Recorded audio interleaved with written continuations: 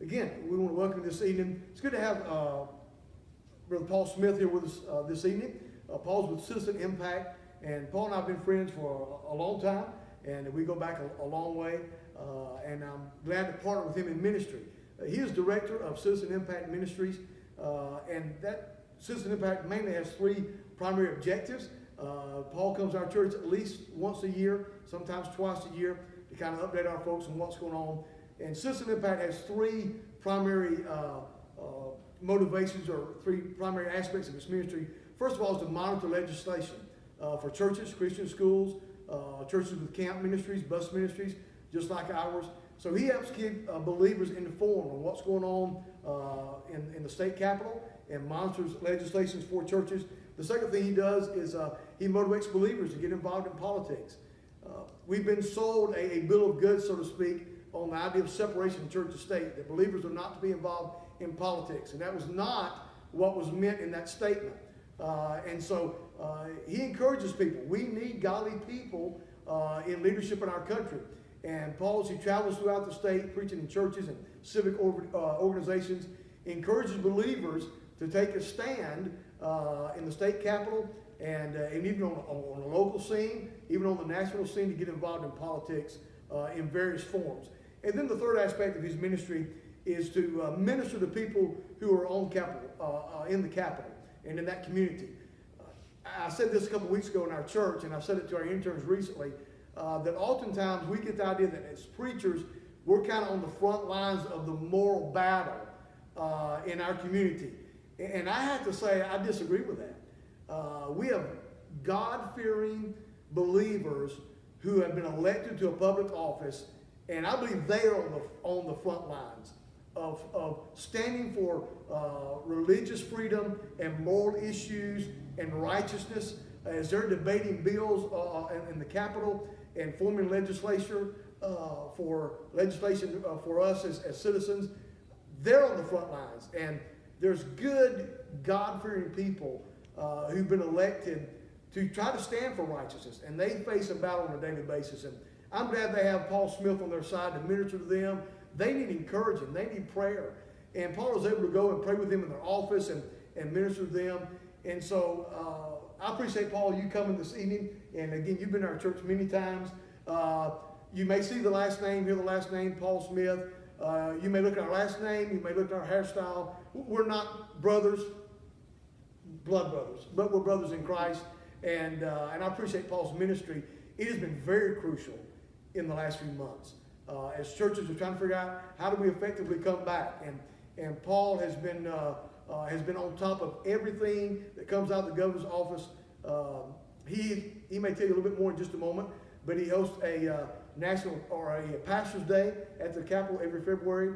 Has student legislature days where students can go up and see the workings in the Capitol, and he takes them on a tour. And I've been to that a couple times, and that is very effective. I think every young person needs to go and have that experience. And then he has a seminar every August where he informs believers on what's going on, especially in election years. This year is an election year. There'll be important issues that we need to discuss and that he'll be bringing to the forefront. And so again, he comes to our church at least once a year to kind of update our people. And I appreciate what he does as far as monitoring legislature and then motivating people to get involved in politics in the right way, and then ministering to those in the Capitol. And Paul, thank you again for joining us this evening. I'm going to take just a moment if you'd like to elaborate on anything. We kind of summarized your ministry in a nutshell. If you'd like to add a little bit to that, then take a moment and do that for us this evening. Well, I really appreciate the opportunity to join you tonight by the live broadcast here. We're all doing ministry a little different these days, aren't we? And it's really been a challenge to many pastors to adapt to this. And it's been a blessing, actually, to see how pastors have adapted and pastors who maybe aren't the most comfortable speaking to a camera instead of to a congregation, but still wanting to serve the Lord that way. So even though it's a little different than what we're both used to, I appreciate the opportunity. You know, we do go to the state capitol when the Georgia General Assembly is in session. They're in suspended session right now when all of the coronavirus broke out and places began to shut down, that they suspended the session. We anticipate that the General Assembly will be going back into session in June, and they've completed about 30 days. They normally do about 40 days total. So they're normally done by this time of the year in May, but they're not quite done yet. They'll have to finish the budget, and as we all know, there's going to be some budget cuts coming, and that's going to be probably painful for a lot of people. Those who get a paycheck from the government could very well see that. So they've got some more work to do, and there's some other things that I think we're going to talk about in a minute that the Georgia General Assembly may take up. Normally, we would have made at least one trip to Washington, D.C. By now. We had to postpone that trip that was planned back in April, where we go up to see the Georgia congressman up in Washington, and essentially about the same issues like you've mentioned. We're concerned about religious freedom issues, and by the way, this latest government action that they've taken in an interest of public health has really raised some religious liberty questions that hopefully we can chat about tonight. But yeah, so we talk about religious freedom issues, other moral issues like pro-life legislation. On the state level, we've been dealing with casino gambling and other forms of gambling. In fact, right before they suspended session, they had a bill introduced that was all-encompassing on gambling. Gambling on sports, gambling on horse racing, and then actually casino gambling, all in one legislation. We've been fighting each of those things separately, and they introduced a bill that would encompass all that. If there's a positive to that side to that, the voters of Georgia will have an opportunity to vote as to whether to change the Georgia Constitution and enact those types of gambling. But you can only imagine how much money will be spent by the gambling industry to persuade people how great gambling will be for our state, especially now as we face budget shortfalls. They'll say, hey, this will fix everything. It won't fix everything, and gambling creates more expenses for the state than it actually brings in. Any idea, excuse me, any idea when that vote will be? Or so it didn't come up for a vote before what's known as crossover day. So technically, they're not supposed to bring it back up again. Anything can happen. But there wasn't a lot of traction for it because 2020 is an election year where all those state legislators, both in the House and Senate, are all up for re-election. So it would have been a big deal for them to take a vote during election year, but I fully suspect it to come back in January of 2021. But I did want to mention that we haven't been able to go to Washington yet this year, but we hope to be able to do that maybe in June, depending upon how things open up. Certainly under the idea of motivating Christians, that educational component is extremely important to us in our summer conference on August 20th. We're still planning to do that. We're probably going to pare back a few things in there, maybe not do the full-fledged dinner that I know some of you have attended like we've done in the past, but we've invited some important people to come and speak. Haven't got confirmation on that. But I want to say this about it. That's why I really wanted to bring up our summer conference. Each year at that conference, we have had a religious liberty attorney speak. We've had 2 or 3 different religious liberty attorneys do a workshop at that conference each year for pastors. And I believe that those pastors who have attended each of those conferences would testify that they were better prepared for this issue that we've dealt with, this religious liberty concerns that have come up as a result of this health crisis, and I think that has been a real success. The only thing I'll say about the Pastors' Day that you mentioned, since that's already taken place this year, but Governor Kemp has spoken at our last 2 Pastors' Day, and we've had really good attendance at that. But yes, as you said, ministering to those in the Capitol community, we want to do this ministry in a way that's honoring to the Lord, and where these legislators and their staff, they know that they can come to us with prayer requests, with concerns, and we began this year praying that God would give us opportunity to share the gospel with those in the Capital community. Now, the reality is, and I think y'all know what I mean when I say this. If you're in elected office in Georgia, you pretty much claim to be a born-again, Yeah. Bible-believing, Jesus-loving Christian. But we all know that's probably not 100% true. But they don't necessarily think that they need the Lord, but that's up to Him. He'll judge that. But we want to be prepared as God gives us opportunity to be that gospel witness. Sometimes as believers we feel like, well, we're just a number in the vote. But at the same time, we almost treat representatives and senators in the same way that, we're just a number to them, we're not really important. At the same time, we almost feel like, well, all they are, they're just a politician. They're not really important. Hey, they have hurts and disappointments and real life issues, just like we lost a great representative here in Greg Kirk recently. Sometimes because of the politics, we kind of separate that, hey, these are people that need to be ministered to, just like we would minister to anybody in our community. Sure, I think I might have shared this testimony at your church, because it's been several years ago, but there's a legislator who I've gotten to know and be friends with, and I knew that his father was very close to death one day. I approached him when a pastor friend of mine, Lauren Regier, who we were friends with from college days, he was with me, and I asked this legislator, Brother Regier, could pray for him, pray for his father, and it was interesting because if you've ever been to the Capitol during the legislative session, it is quite a noisy, busy place full of people and school groups and all kinds of activities. We tried to slide over to the side and get a little bit of a quiet corner to pray in, and Pastor Regier prayed for this legislator, for his father, for his family. And sure enough, it wasn't but a couple of days that his father did pass away. He was gone for a week or two handling that. And the next time I saw him, I went right up to him, expressed my sympathy on the loss of his father. And he said this to me. This is why I share this testimony.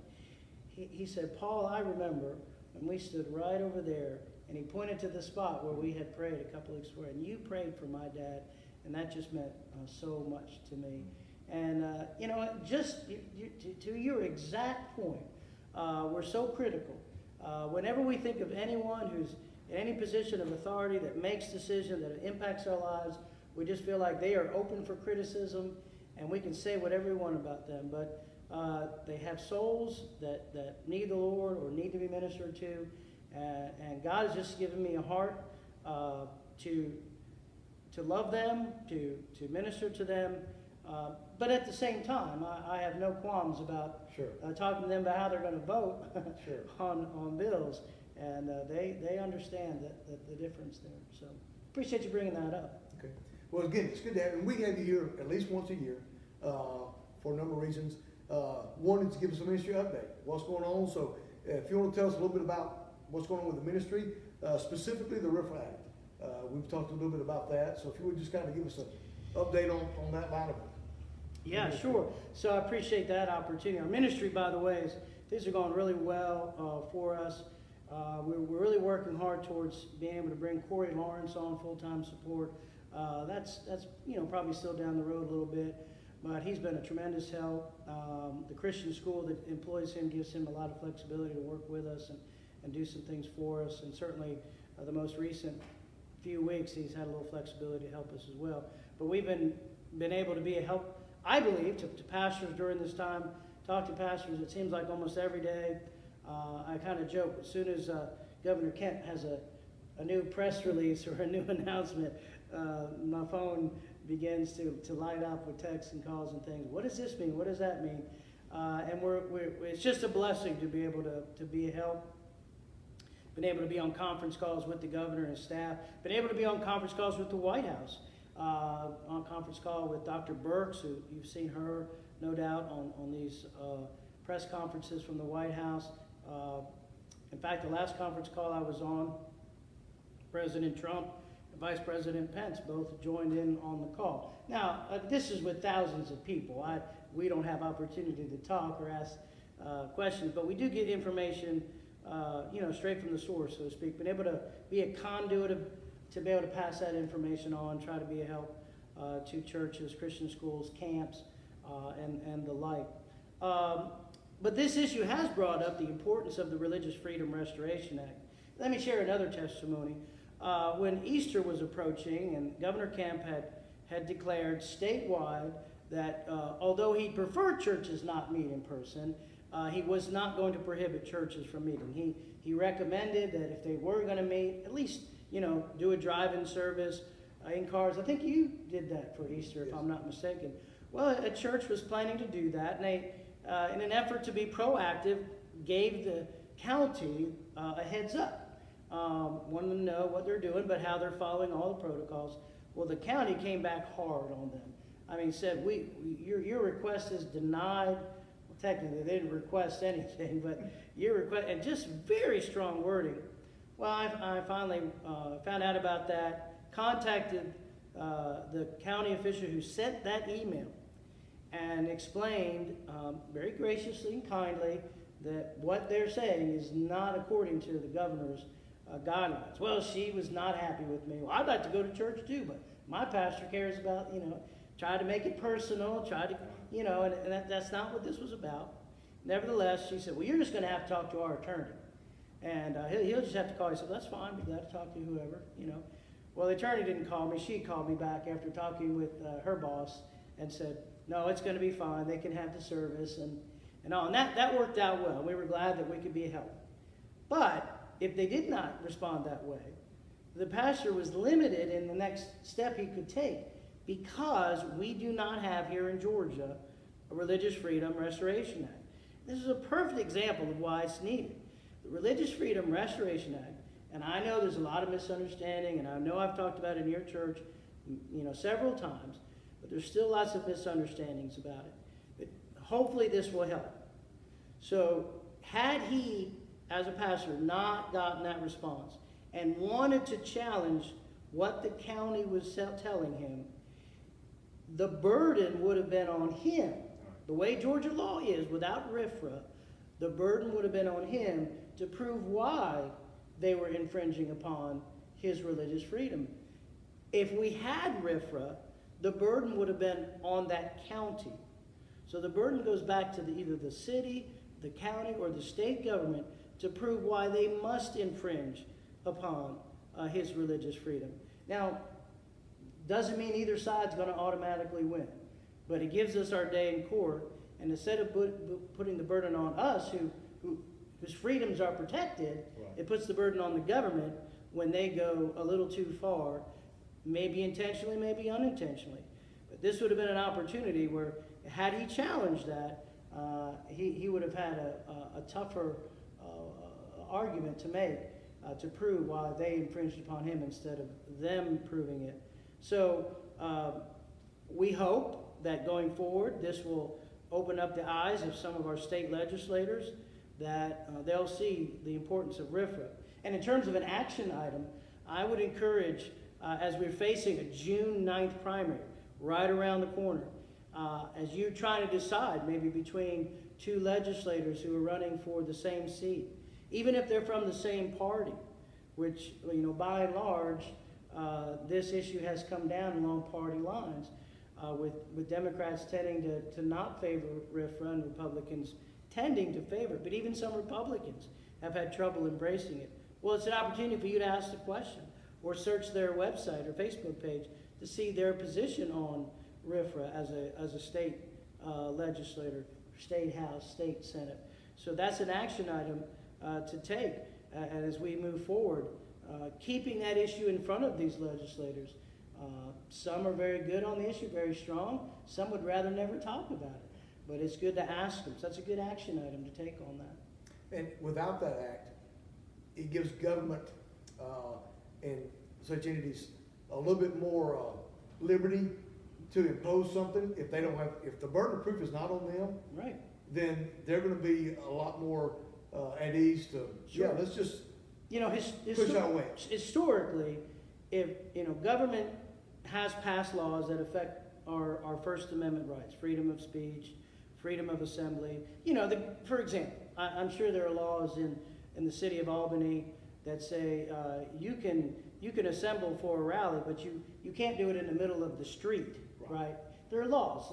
Even though we have guaranteed a freedom of assembly, there are guidelines. We have a freedom of speech. But there are laws that say, yeah, but you can't yell fire in a crowded auditorium, right? There are laws, and that's certainly true of religious freedom. You can't use religious freedom as an excuse to hurt people or to, attack people or, blow up places, right? There are laws restricting that.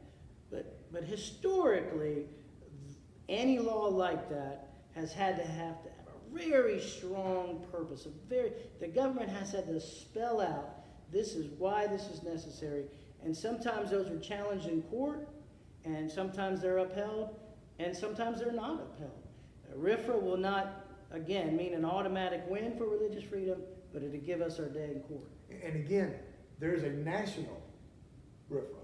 There is. But Well, it changes by state, and right now the state of Georgia is Georgia. Right, now, and this might be a good way to transition to our next topic, but 1990s, the federal government passed a RFRA with the intention that it would apply both to the federal government as well as state and local government. But the Supreme Court ruled the other way. The Supreme Court ruled in 1997 that RFRA only applies to the federal government, and if states want to have that check on their state government, on their county government, the states are going to have to pass their own. And some 30 states have done that.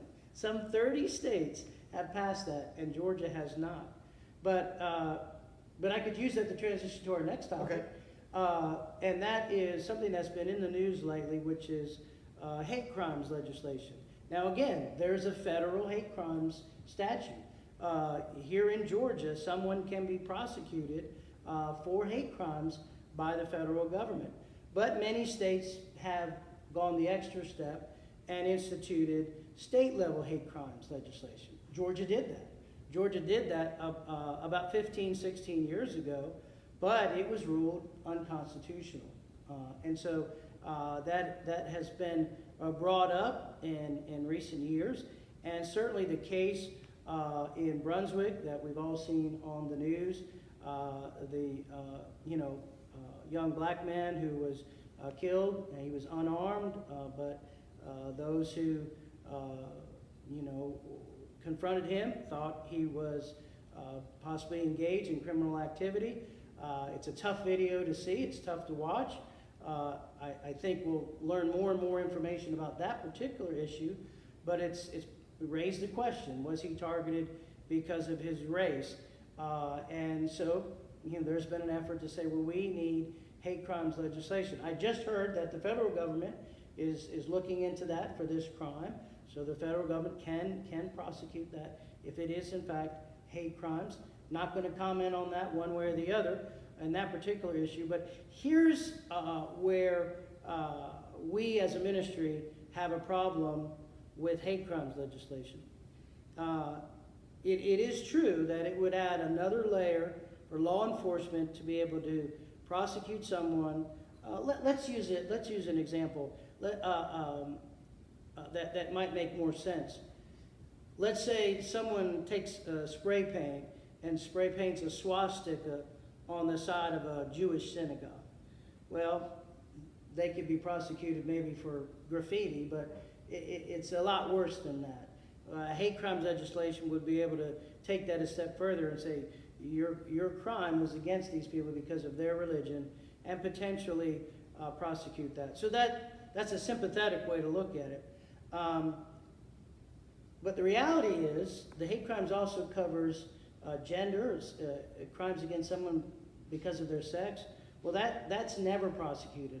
Whether we're talking about rape or other kinds of domestic abuse, when men do that to women, it's never prosecuted as a hate crime. So real inconsistency there.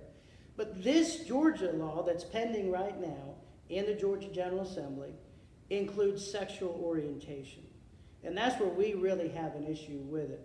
So those of us who have been doing this and been around a few years, we remember back, maybe 30 years ago, when LGBT activists began to really get a voice, their initial argument was the government should stay out of our bedrooms, right? The government should have, no say in what I do between consenting adults in my bedroom. And even people who didn't necessarily agree with their lifestyle said, well, yeah, that's probably true. They probably should stay out of our bedroom. Well, now with this hate crimes legislation, we're talking about giving people special protection because of what they do in their bedroom, which makes no sense. There certainly has seemed to be, people targeted for their race. That's an immutable thing. That's obvious. But I don't know how you can immediately know someone is a member of the LGBT community. I don't, and even there are those in the LGBT community who don't necessarily support hate crimes as well. That they say these laws don't really do anything to stop hate crimes. And so that's another action item that I would encourage you to talk to your legislators about. As I said, they're probably going back into session here in a few weeks. It's been in the news. Several of the leaders in our state have said we need to pass this. It has already passed the Georgia House and now must pass the Georgia Senate before it would go on to the governor for his signature. I don't know if it would pass the Senate. I don't know whether Governor Kemp would sign it. But it's worth talking to your state senators. This is not the people in Washington, David Perdue or Kelly Loeffler.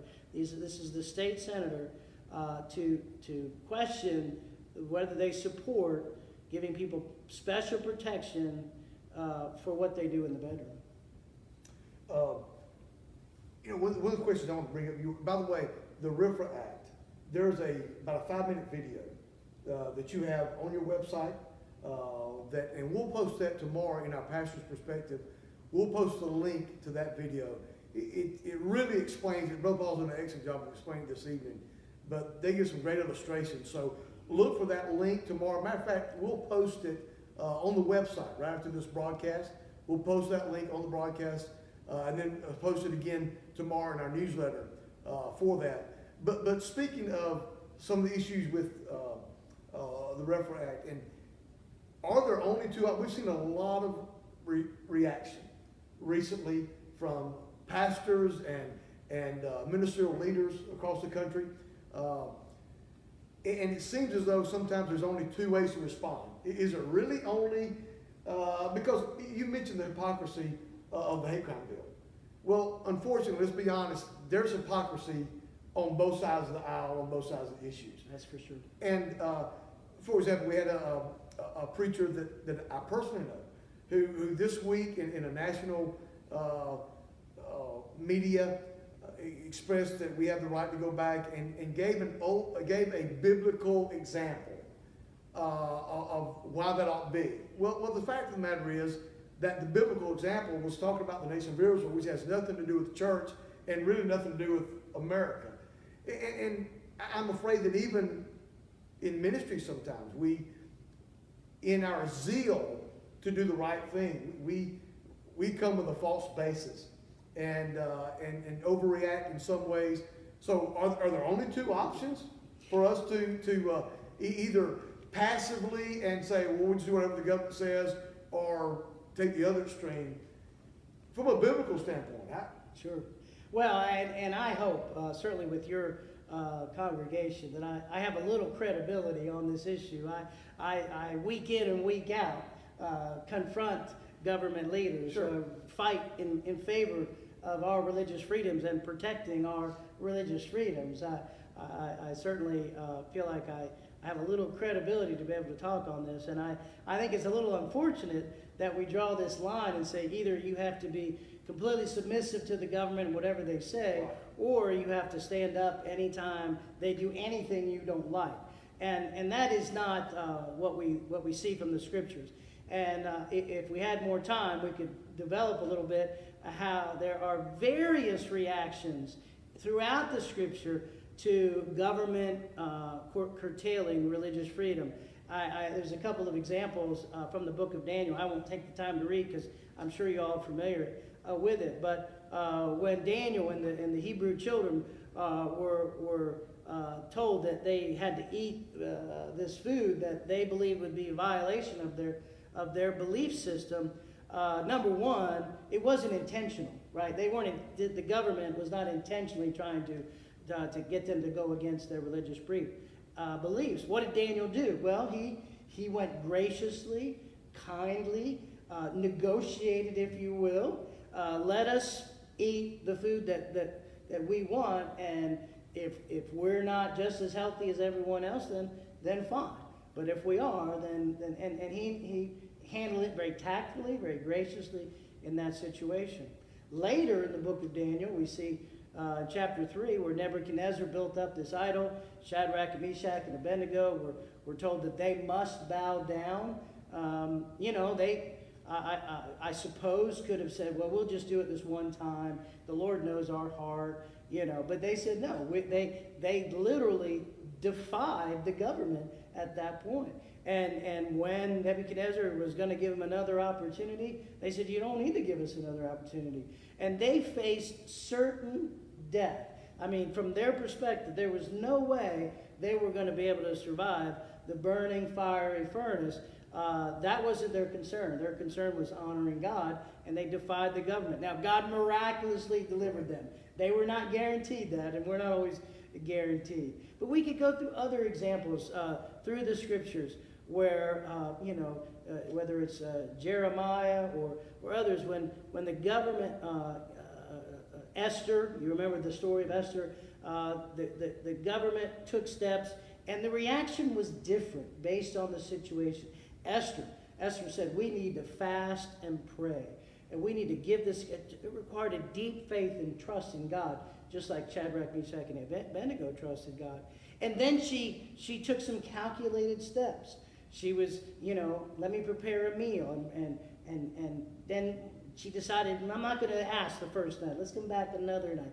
She was careful in her approach. She planned it out, and she had a strategy to that. So our reaction and our response, can be quite different. And in this situation, I think certainly initially, everyone seemed to recognize this is a worldwide problem. I mean, it's not just churches that can't meet. We're not having baseball games. We're not having basketball games. We're not having hockey games. We're not playing soccer in Europe. Yeah. Worldwide, they're not making movies. The movie theaters aren't open.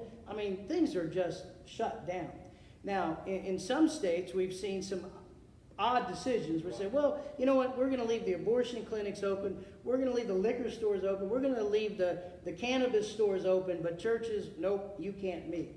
Well, then you have people reacting pretty strongly to that, and I think there's legitimacy in responding to that. But that's not unusual that historically, oftentimes, the more law-abiding group is penalized more than, that's nothing new. That's nothing unusual. Right. Well, I think most of us would recognize that the majority of the laws that all of us live under were written because of a very small portion of the population. Right. Maybe like some of the rules we had in college, but we won't go there. Let's go to. I'm pretty sure some of those rules were a result of you attending the college. Like I said, we're going to move on to our next point. Let's talk about the heartbeat bill. Okay. That's a big thing, especially here lately. And, yeah. So last year, 2019, that bill worked its way through the General Assembly.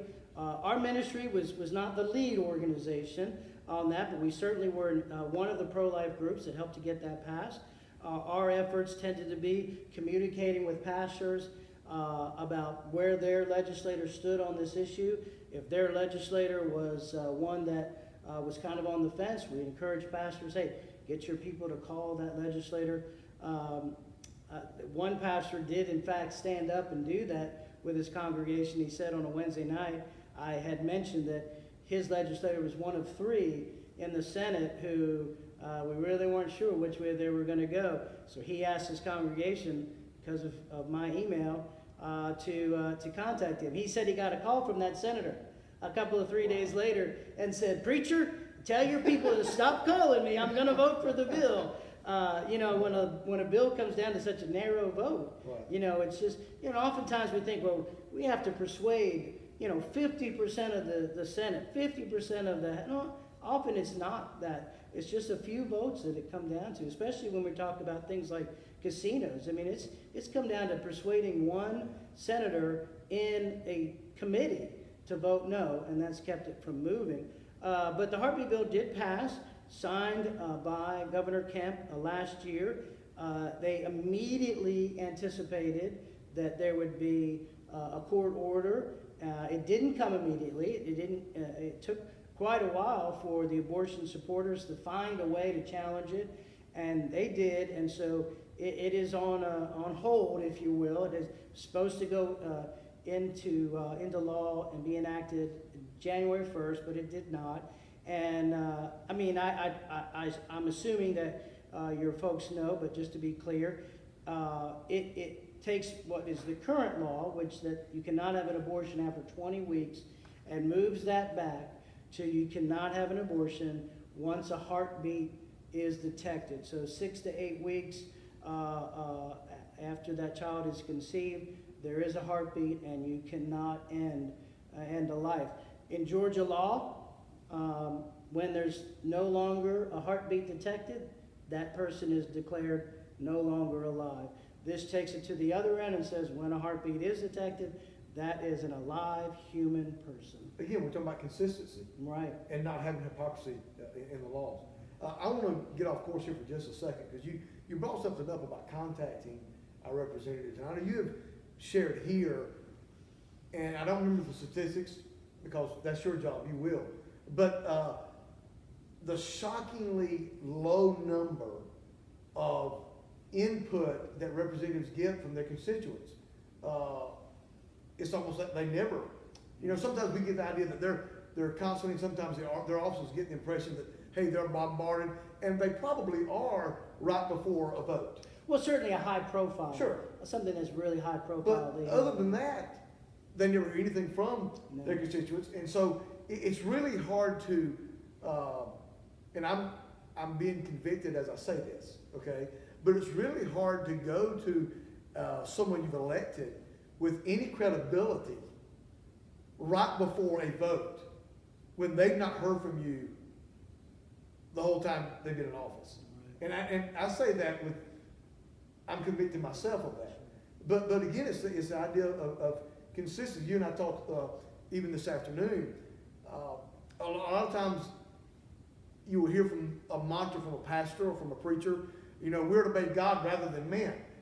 And I agree with that passage of scripture. The problem is that we ignore obeying God in so many other things. We really don't have any credibility to all of a sudden make a bold stand, well, now I'm going to obey God more than man.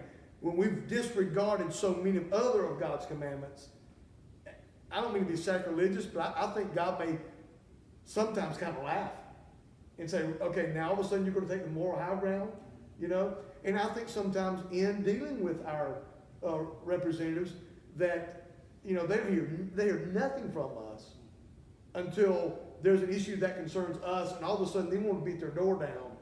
And maybe you could address that more.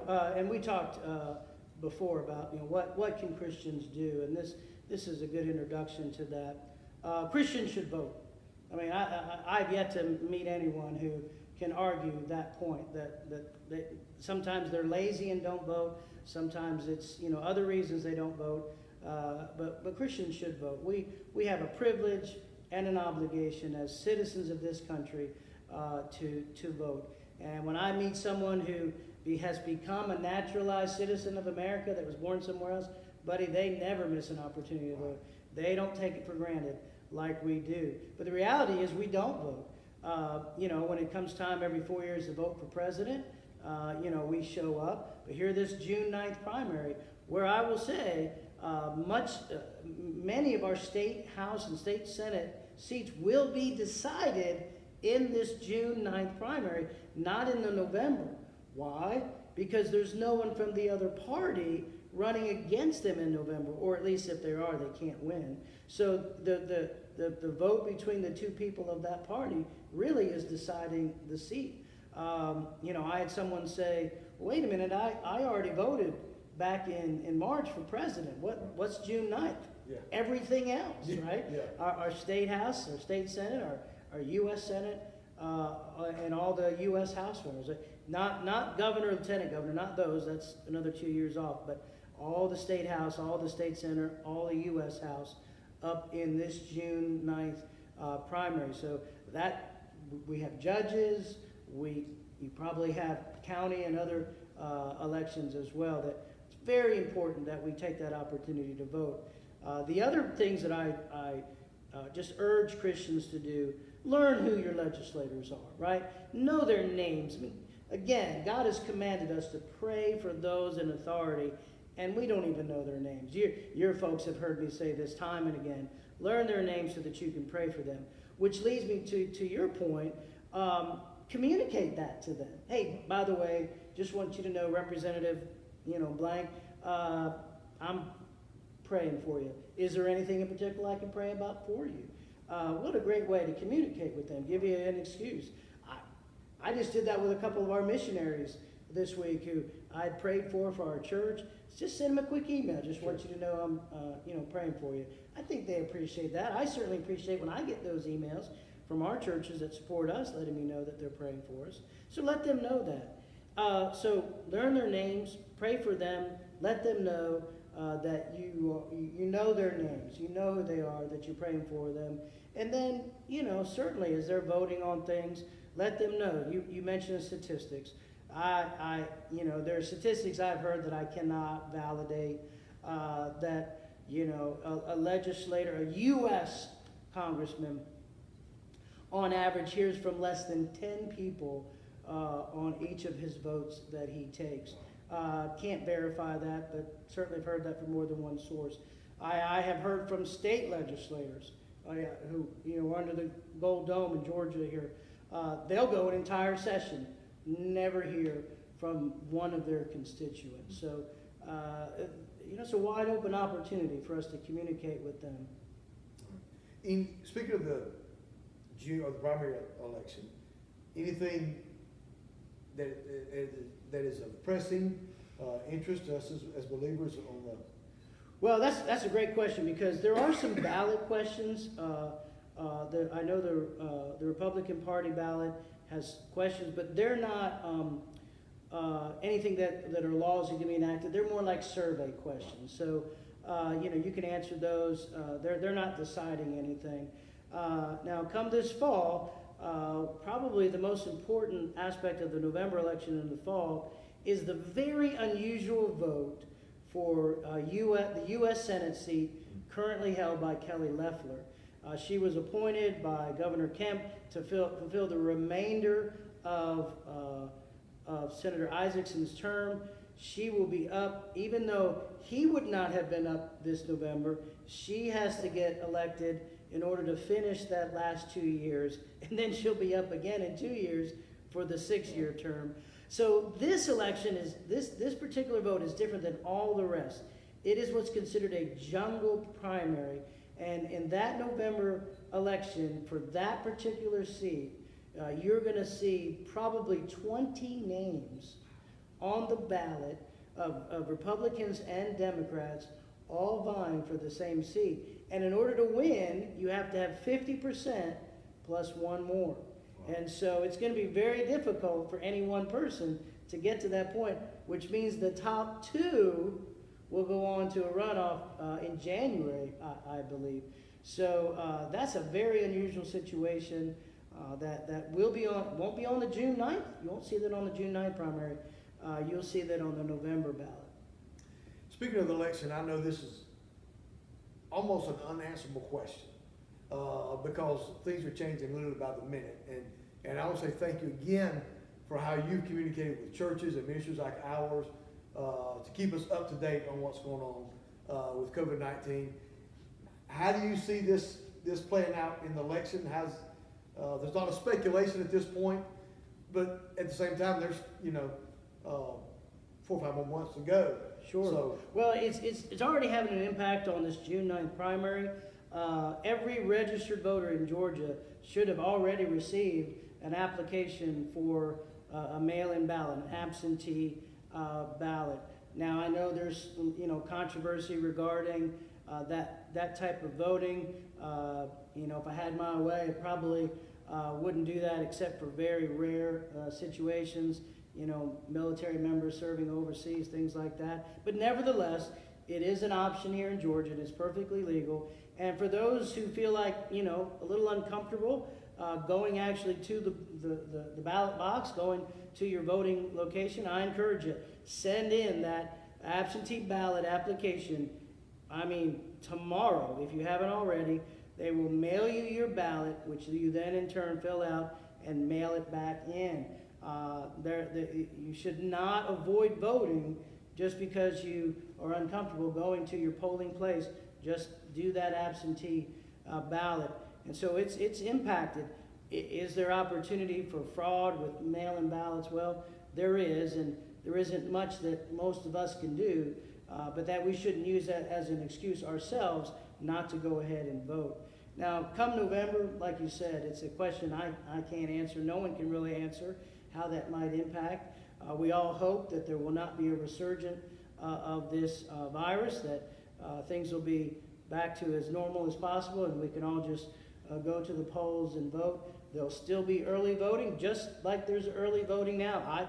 I voted early at the polls last week. We can still do that now, and I'm sure that'll be an option in the fall, barring just completely unforeseen things coming. But both the absentee ballot, the early voting, all of that should be available for that November general election. And you talk about the possibility of fraud, which has always been a possibility. But it goes back to one of those things in the Christian life. There's a balance of faith and works. We're to do what we can do. Faith without works is dead. So we have to act. At the same time, sometimes as believers, we can almost go to one extreme or the other. Right. And, so some think, well, God's going to take care of it. I'm not going to vote. Well, that's not the right attitude to take. Yeah. And on the other hand, we still have to trust God. I've joked with some of my Baptist preacher friends that, when did you become a Calvinist? We don't take that tact when it comes to, seeing people saved. We don't say, well, God's going to save them. I don't have to worry about that. We don't say that about nearly any. Well, I don't need to go to work. God's going to take care of me. God promised to take care of me. Why should I go to work? Yeah. No, we don't take that tact with anything else. So yes, God is in control. Trusting God. We had a quick conversation about how I have a lot of miles on my vehicle and looking at maybe trading that in, getting another vehicle because I don't trust God. Well, no, I trust God whether I'm driving a brand new vehicle or one with 160,000 miles on it. I trust God either way. But I try to use some common sense. I lock my doors at night and may or may not have a firearm next to my bed. If you find out if you break into my house. Am I not trusting God because I have a firearm? I don't think so. I'm trusting God. Maybe to wake me up if something happens. We take normal, natural steps, common sense steps. We shouldn't go overboard that way. And we also trust God with the things that we cannot control. I like to quote John Quincy Adams, I think our 6th president, who said, duty is ours, results are God's. That's right. Great quote. And the Lord did command us to be wise as serpents and harmless as doves. In closing, I have no idea how long we've gone tonight, but Can I mention yeah, sure.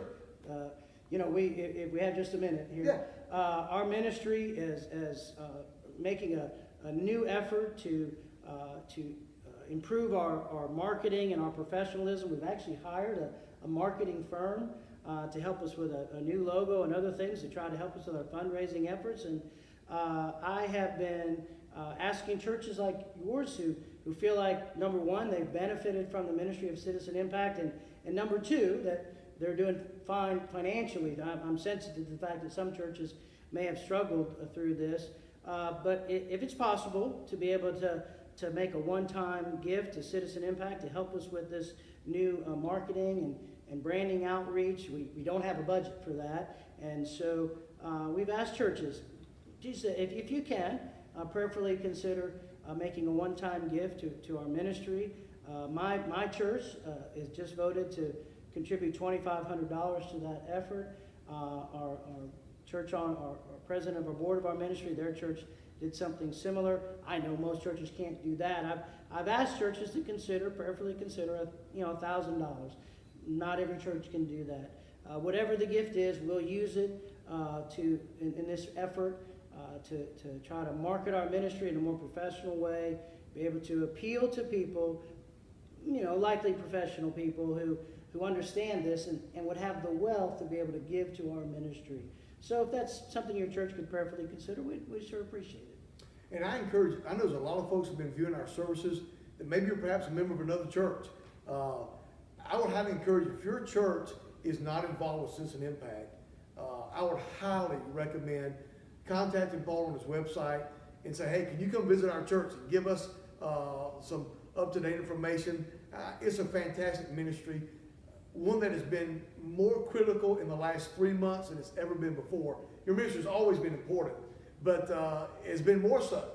Had a greater impact in the last few months. So I highly encourage you, if you're listening from another church and you're not familiar with Paul's ministry, I highly encourage you, go to the website, citizenimpact.usa.org, and go to the website. Maybe we can put that Sure. with the videos. Yeah, we'll put that with video as well. And what a great ministry. And I appreciate so much the work that he does. Again, we have him here at least once a year. It keeps our folks updated. I appreciate so much the ministry that you're doing. And we're praying that God will give you strength and wisdom. We are to be as harmless, wise as serpents, harmless as doves. And to be, you said, preacher, why would you take a week? This is a Wednesday night church service. We're supposed to have preaching. Okay, here's your preaching. The Bible commands us to be salt and light and to penetrate the darkness. And I don't know of any ministry that's doing that more effectively in our state more than where Paul is doing that with Citizen Impact. So we ought to be salt and light. And not only is he doing it on the Capitol, but he is encouraging us and instructing us how to do that more effectively right in the community and where we live. And so, Paul, thank you so much for being with us tonight. I'm honored to be here. Thank you, and I certainly covet your prayers for our ministry. And I appreciate your friendship and what you do for us. Let's have a word of prayer. We'll close the service this evening. Don't forget Sunday. Again, we're going to go one more week with our format. So 9:30 service in the auditorium and a 9:30 service in the gymnasium for the two different age groups. There's plenty of room to spread out. If you don't have a church home and your church maybe has not started back services yet, we would love to have you here at Pine Bluff Baptist Church, 499 Pine Bluff Road. This coming Sunday morning at 9:30, two different services, two different buildings, and we'd love to have you here and visit with us in our services. Let's have a word of prayer, and then we'll close our service this evening. Heavenly Father, we're grateful for the opportunity we have, first of all, to be born in America. Lord, how grateful we are, Lord, to be born in a free country, to have the liberties that we have, to be able to express our religious freedom and to worship you. And Lord, I pray that in these days, Lord, that of so much confusion and disarray, Lord, may we be biblical and scriptural in every response we have. Lord, this is an election year, and there are some very, very critical elections coming up. And Lord, I pray that you would help us as believers, Lord, to be proactive and to know where our candidates stand and what they stand for, that we may, as best we can, influence this country for righteousness. Lord, I thank you for Brother Paul and for his ministry. Lord, I pray you'd help it to continue to grow and to prosper. Lord, what a blessing he has been to this church and so many ministries, Lord, these last couple of months. And I pray you continue to give him guidance and wisdom. Lord, give him favor, Lord, on the hill where he serves and where he ministers. Lord, that you'd make him a great impact, Lord, to those he serves. Lord, thank you for our church family. Thank you again for the needs that have been met already this week. Blessing our services on Sunday. We look forward to seeing our church people once again. Thank you again for loving us. In Christ's name we pray. Amen. God bless you. Have a great night. We'll see you on Sunday.